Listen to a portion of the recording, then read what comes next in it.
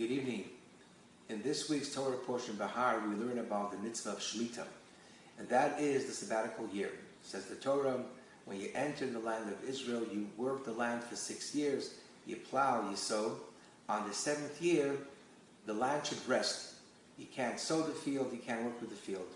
And then the Torah continues telling us all the laws of Shemitah as well as other laws. At the end, says the Torah, you might ask, what will we eat on the 7th year since we can't, and the 7th and the 8th year since we cannot plow the field and sow the field?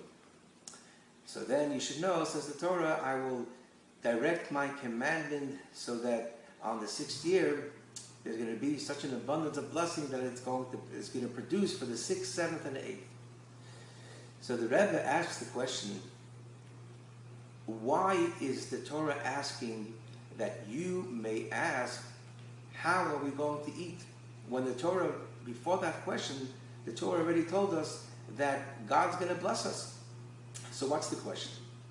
Says the Rebbe that this question of what are we going to eat since we cannot sow the field in the 7th year is not a question of the disbeliever, that he doesn't believe in God and doesn't believe that we will have produce.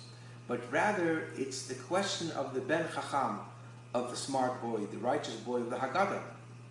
And the question that he asks is not if God will bless us, but how will God bless us? If we don't sow the field, how are we going to have food? Is it going to be man from heaven? Is it going to be a different miracle? That's the question. How are we going to have food? Says the Torah. How is God going to give us the food?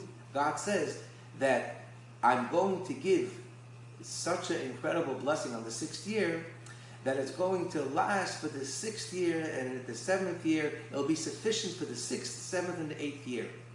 And the miracle and the blessing is a double fold, because we know that one of the reasons of the Shemitah, of the sabbatical year, is because when you work with the field for 6 years, each year the field gets weaker and it has less strength, and that's one of the reasons of having the sabbatical year, so the field can rest and rejuvenate.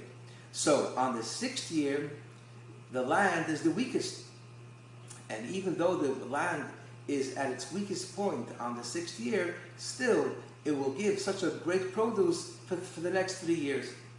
And says the Rebbe that this is also the spiritual insight in the laws of Shemitah. As we know that the 6 years represent the 6th millennium, and the Shemitah, the 7th sabbatical year, represents the 7th millennium, which is the days of redemption and where the world is to its fullest, beautiful completion, the godly world.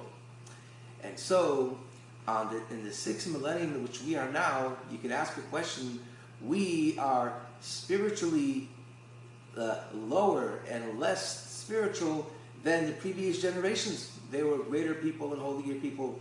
And so how will it be that in our millennium, which is in the 6th millennium, we are going to be the ones that will yield the greatest blessing of Mashiach and redemption?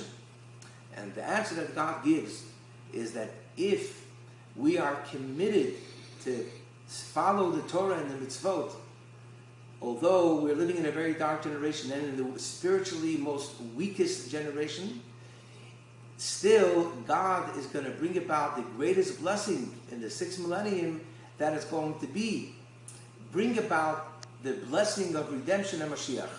Have a wonderful Shabbat. All the best.